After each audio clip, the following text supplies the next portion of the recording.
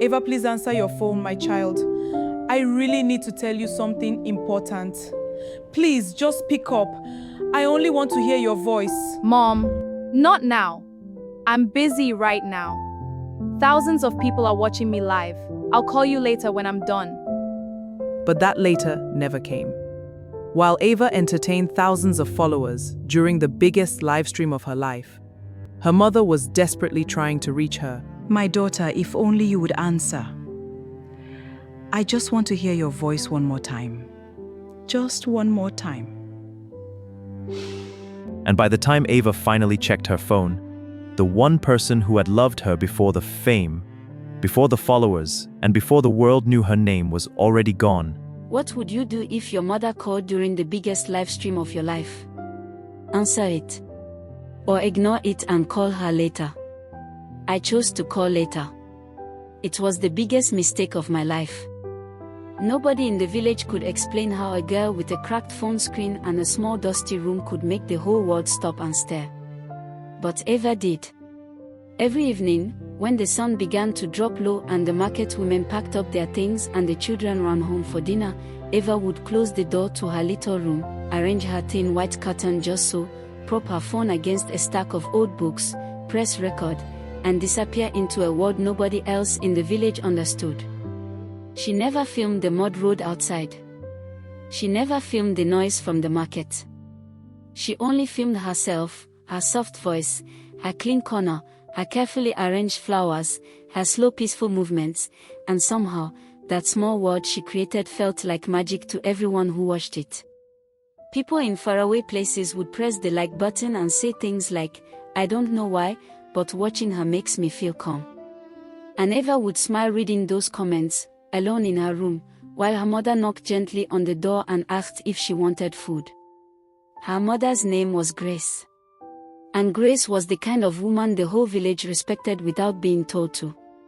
She woke up before the sun every single morning, tied her wrapper tight around her waist, carried her basket to the market, and sold tomatoes, pepper, and vegetables with a smile that never looked tired even when her body was exhausted. She had been doing this since the day Ava's father passed away, quietly, without complaint, without asking anyone for help. Ava was only 4 years old when her father died, so she barely remembered his face. What she remembered was her mother. Always there. Always warm. Always smelling like firewood and tomato stew and something soft that felt like home. Grace never missed a school meeting, never let Ava go to bed hungry, never let her wear torn clothes to church. She did all of this on a market woman's income, and she never once made Ava feel poor. But Ava was growing up, and growing up has a way of making people forget what holding on feels like. She was 18 now, tall, soft-spoken, and more beautiful than the village had words for. She had her father's sharp cheekbones and her mother's gentle eyes, and when she smiled, it was the kind of smile that made strangers feel like they already knew her. The village girls admired her. The young men tried to talk to her. But Ava was always polite and always distant, because in her heart, she had a dream that was bigger than the village, bigger than the market, bigger than the dusty road she walked every day. She wanted to be seen. Not just by the people around her, but by the world. And her phone, that cracked little phone her mother had bought secondhand after saving for 3 months, was her only door to that world. She held it like it was made of gold, because to her, it was. Grace watched all of this with the careful eyes of a woman who loved deeply but worried quietly. She did not fully understand what Ava was doing on her phone every night. She did not understand words like content or algorithm or followers. But she understood her daughter. She understood the way Ava's eyes lit up when someone commented something kind. She understood the way Ava stayed up past midnight editing short videos with borrowed earphones. And she understood, deep in the part of her heart where mothers keep their most honest feelings, that the world was slowly calling her daughter away from her. So every night, Grace knocked on that bedroom door with a plate of food, and every night, she said the same thing, "Eat something, my child. The phone will still be there tomorrow." And Ava would take the food, say thank you, and go right back to her screen. Before we begin this emotional story, take a moment to subscribe and turn on notifications. We share powerful stories that teach valuable life lessons, and you don't want to miss the next one. Now, let's begin. The video that changed Eva's life was not even supposed to be a big deal. It was a Tuesday evening, and she had just finished helping her mother carry water from the well.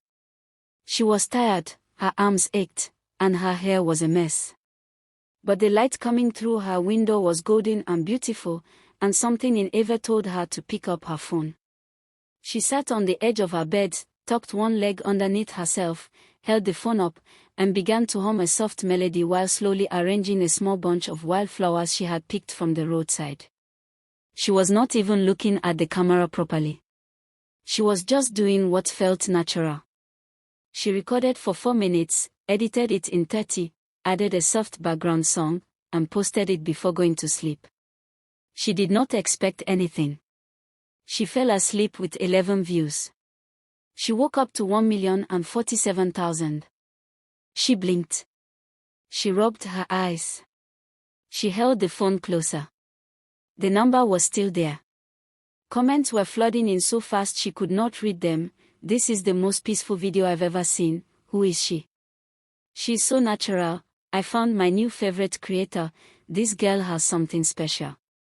Her heart was pounding so hard she could hear it in her ears. She jumped out of bed and ran to the kitchen where her mother was already making porridge, grabbed her by both hands, and began shouting numbers that Grace did not understand. Grace laughed a confused laugh and said, slow down, what is happening?"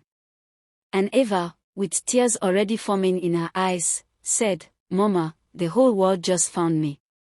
Grace looked at her daughter's glowing face and felt two things at the exact same time: the deep, warm joy of a mother watching her child's dream come alive, and a quiet, cold fear that she could not yet name. She pulled Eva into a hug and held her tight.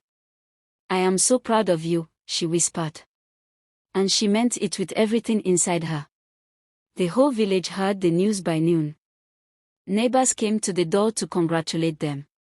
The pastor mentioned Eva by name during evening prayers.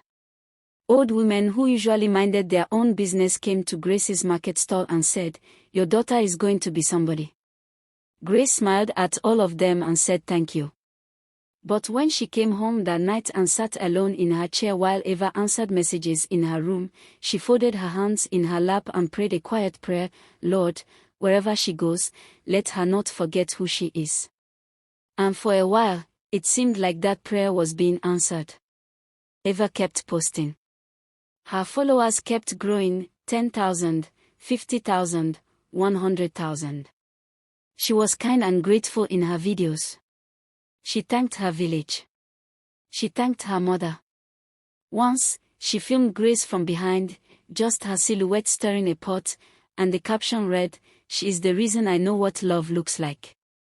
That video also went viral. People cried in the comments. People said Eva was not like other influencers. She was real, she was humble, she had a soul.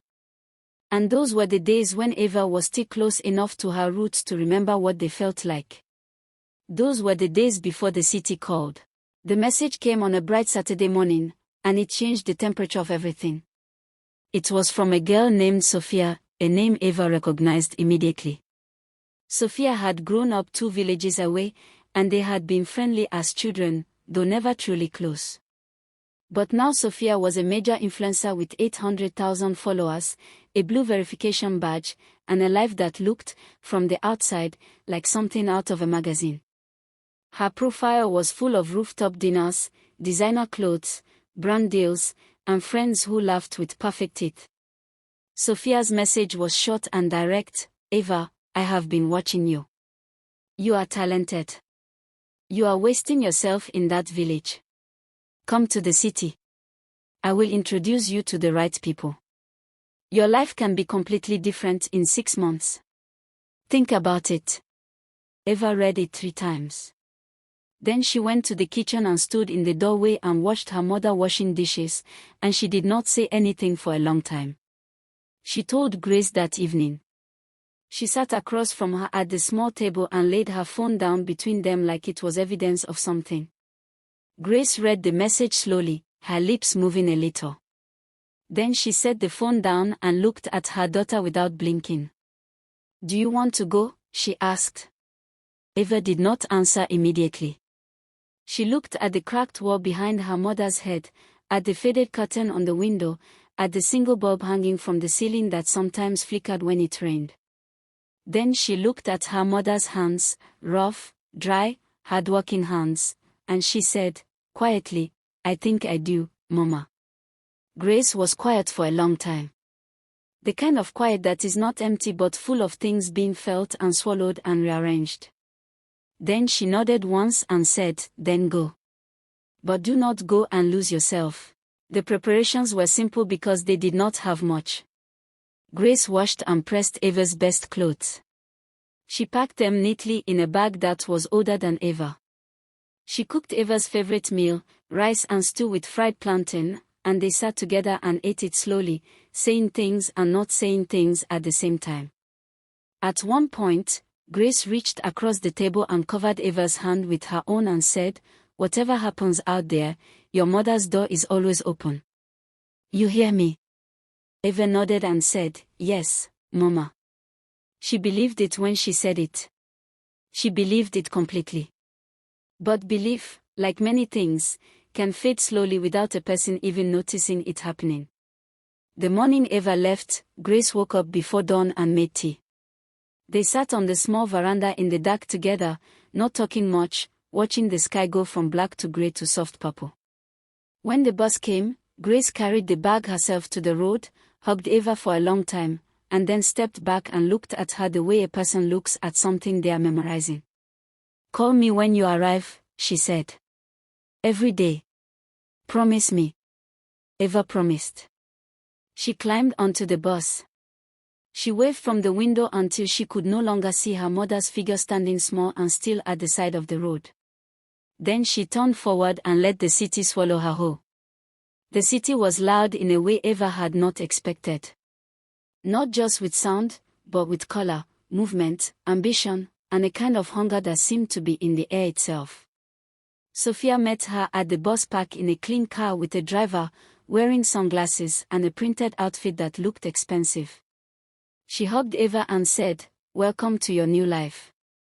And Eva laughed and looked around at the tall buildings and the rushing people and the glittering shop fronts and felt something open up inside her chest, wide and eager and slightly afraid. Sophia took her to a shared apartment in a good part of the city, introduced her to two other girls, Mia and Jade, who were also content creators at different stages of their careers, and explained the rules of their world in one evening over takeaway food and ring lights set up in the living room. "Here," Sophia said, "everything is content. Your morning. Your outfit. Your food. Your feelings. Everything is a story you tell to the camera." The first few weeks were overwhelming but exciting. Eva posted every day. She attended her first brand event, a skincare company launch, and stood in rooms full of lights and cameras and dressed up people who spoke fast and laughed loudly and handed her products and contracts and little gold bags filled with things that cost more than her mother made in a month. She was photographed. She was featured on two other influencers' pages. Her following climbed 200,000, 300,000, 400,000. Brands began reaching out. She filmed sponsored videos. Money appeared in her account in amounts that made her stare at the screen in disbelief. She called her mother after every milestone in those early weeks. "Mama, I just got paid for a video. Mama, someone put me on their page. Mama, I have 400,000 followers now." And Grace would laugh and say, "God is faithful, my child. God is faithful." But the city had a way of expanding to fill all available space in a person's life. The events became more frequent. The collaborations became more demanding. The friendships became more complicated because in influencer circles, friends were often also competitors, and loyalty was measured by tags and mentions and who invited who to what. Sophia was kind but strategic. Mia was fun but unpredictable. Jade was quiet and watchful and rarely said what she was actually thinking. Eva was learning all of this while also learning camera angles and lighting tricks and the exact way to caption a video to get the most comments. It was exhausting and thrilling and consuming in a way she had not been prepared for. And slowly, without meaning to, the calls home became shorter. Then less frequent. Then sometimes she would see her mother's name on her screen and think, I'll call back after this edit, and then forget. Grace never complained. When Eva called, Grace was always warm, always happy to hear her voice, always full of small news from the village. Someone got married, the mango tree behind the house fell in a storm, the pastor asked after her. Eva would listen with half her attention while scrolling through comments or adjusting her ring light. She felt guilty sometimes, a quick, sharp guilt that came and went like a cramp. But the city did not leave much room for guilt. There was always something next. Always something bigger. Always something more. 6 months after Eva arrived in the city, she had 600,000 followers, a working relationship with 4 major brands, a new phone, not cracked, the latest model, and a style that had evolved from her quiet village aesthetic into something sharper, louder, and more polished. She had learned how to do her makeup the way city girls did it. She had learned how to stand in photos to look taller. She had learned how to speak to her camera with confidence and charisma and a laugh that looked effortless but was carefully practiced. People loved her. Her comment section was full of hearts and fire emojis and girls saying, she is literally goals. She was invited to exclusive events with people who had television credits and global brand deals, and she would walk into those rooms and feel, for the first time in her life, that she belonged somewhere big. But there were cracks, if you looked closely. At a dinner one evening, Sophia casually mentioned that Eva's village girl origin story was actually a great brand asset, that she should play it up, mention her humble background more often, because audiences love the rags to relevance narrative. Eva sat with that for a moment and felt something uncomfortable move through her. Her story was not a brand asset. It was her life. It was her mother.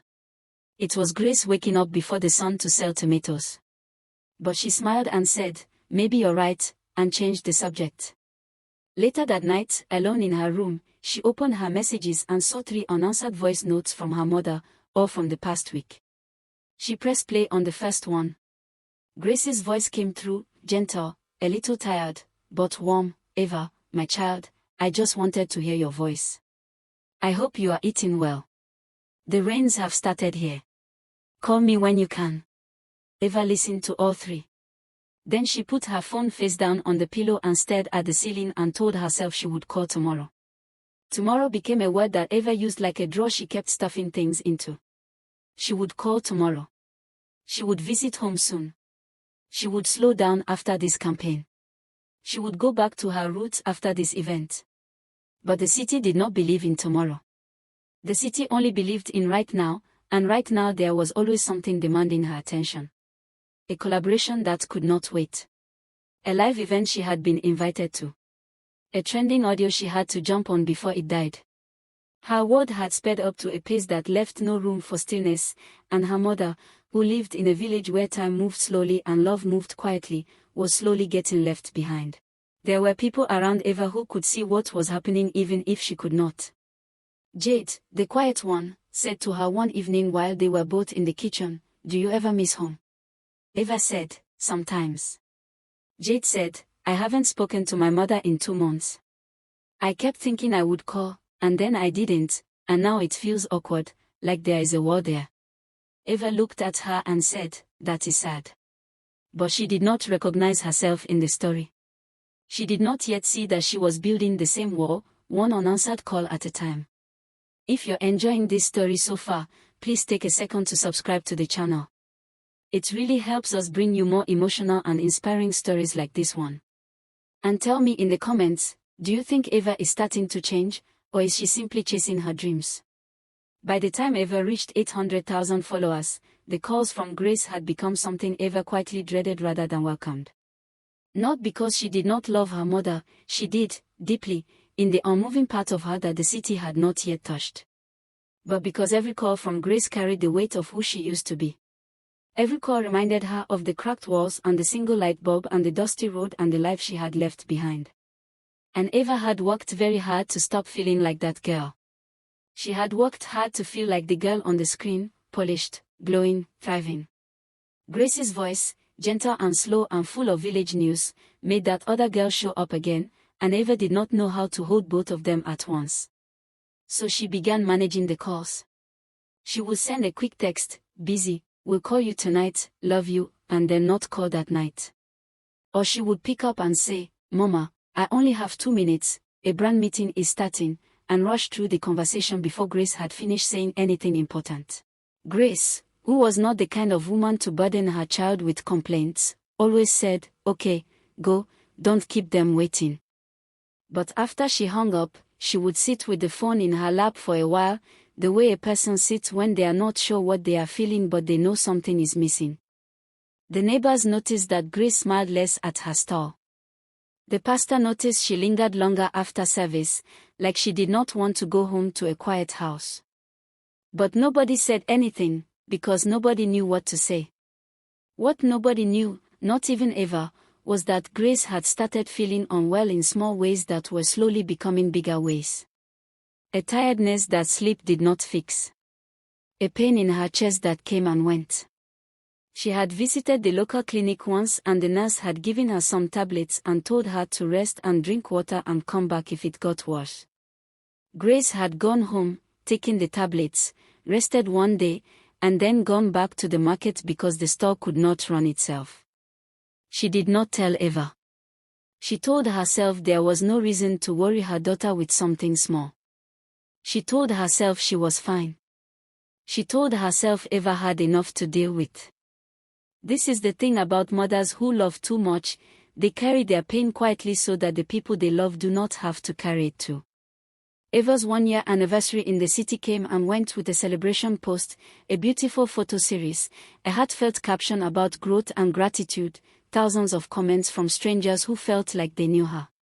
Somewhere in the caption, she wrote, I am grateful for everyone who has supported this journey, including my mama back home. The comment got thousands of likes. People called it beautiful. Grace saw it, a neighbor's grandchild read it to her from a phone, and she smiled and showed everyone at the market and said, that is my daughter. But that night, she sat in Eva's empty room, the small room with the white curtain and the stack of old books, and she held the old phone Eva had left behind, the one with the cracked screen, and she just sat there in the quiet, not really thinking anything, just sitting. The live stream had been planned for weeks. It was a collaboration with a major beauty brand, 45 minutes live, product demonstration, audience Q&A, and a giveaway at the end. Eva's management team had helped coordinate it. Her stylist came in the morning to do her hair and makeup. Her ring light was set up at the perfect angle. The comment section had been pre-advertised to her followers for 3 days. By the time she went live at 7 in the evening, 12,000 people were already watching. Within 10 minutes, it was 20,000. The comments were flying, hearts and fire emojis and, she's so glowing, and, I need that lipstick now. Eva was in her element, laughing and talking and demonstrating products and calling out usernames in the comments, and it felt electric. It felt like everything she had worked for. Her phone buzzed. She saw it on the screen beside her laptop, Mama calling. She glanced at it, felt a small flicker of something, and declined the call with one smooth motion without breaking her sentence. The live stream continued. 18 seconds later, her phone buzzed again. Mama calling. She declined again. The viewers did not notice. She continued talking, laughing, holding up a moisturizer and describing the texture with the exact right words. The phone buzzed the 3rd time. Mama calling. This time a small crease appeared between Eva's eyebrows, a flash of irritation, and she declined it and turned her phone screen down. She told herself it was probably nothing. She told herself she would call right after the stream ended. She told herself her mother always called at bad times. The call came a 4th time. And a 5th. And a 6th. each one declined. The stream was at its peak, 32,000 viewers. The giveaway was announced and the comment section exploded. Eva was laughing and reading out entries, and the brand manager watching from a separate device was sending thumbs up emojis to her team. Everything was perfect. Everything was exactly as planned. The phone stayed face down on the table, buzzing in silence, then still, then buzzing again, like something desperate trying to get through a closed door. When the live stream ended at 47 minutes, 2 minutes longer than planned because the audience would not stop engaging, Eva exhaled and stretched her arms above her head and said to no one in particular, "That was amazing." She picked up her phone to check the playback numbers. That was when she saw it. Not just the missed calls, 7 in total, all from Mama. But also 3 messages. 2 from her mother's number, typed in large letters by someone who was not used to typing quickly, "Eva, please pick up."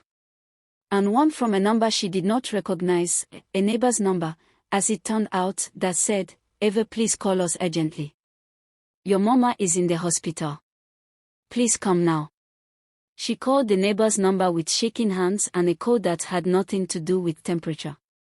The neighbor, an older woman named Mrs. Adis who had known Grace for 20 years, answered on the first ring and said, in the careful voice of someone breaking something fragile, that Grace had collapsed at her market stall that afternoon.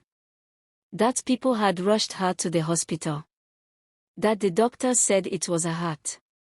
That Grace had been asking for Eva from the moment she arrived. That she had asked someone to use their phone to call her daughter and another person to send a message. That she had kept saying, "Tell her to call me. I just want to hear her voice. Just her voice." Eva does not remember clearly what happened in the next few minutes. She remembers sliding down the wall. She remembers Mia coming to the room door and saying what happened, and Eva not being able to form a word. She remembers calling the hospital and a nurse picking up and saying the words that cracked the whole world open, "I'm sorry. She passed 40 minutes ago. She was asking for you until the very end." She remembers the sound she made when she heard that. It was not a cry. It was something older and more broken than a cry. It was the sound of a person understanding, all at once, the full and permanent weight of something they cannot undo. The journey back to the village was the longest of her life. Sophia offered to come with her. Eva said no. Mia offered to call a car. Eva said thank you, quietly, like she was very far away. She sat in the back of the car with her hands in her lap and her phone in her hand, and she scrolled back through months of messages, her mother's patient text, her voice notes, her short sweet words, "I love you my child, eat well, I am proud of you, just wanted to hear your voice." All of them there. All of them waiting. And she had been there too, right there, phone in hand, just choosing not to answer. The car moved through the dark and the lights of the city fell away behind her, and ahead there was only road and darkness and the village that had made her, waiting to receive her back now in the worst possible way. When she arrived at the house, it was full of people, neighbors, market women, church members, all of Grace's people. The room smelled like her mother. Her market wrapper was still folded on the chair.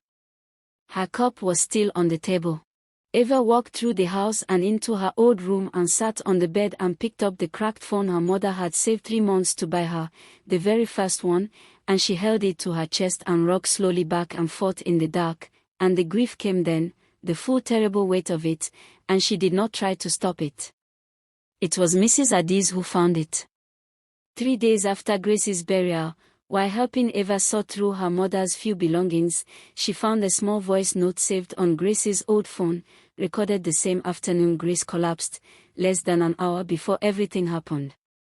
Mrs. Adis handed the phone to Eva quietly and said, "She recorded something for you. She asked me to give it to you if you ever came." Eva took the phone.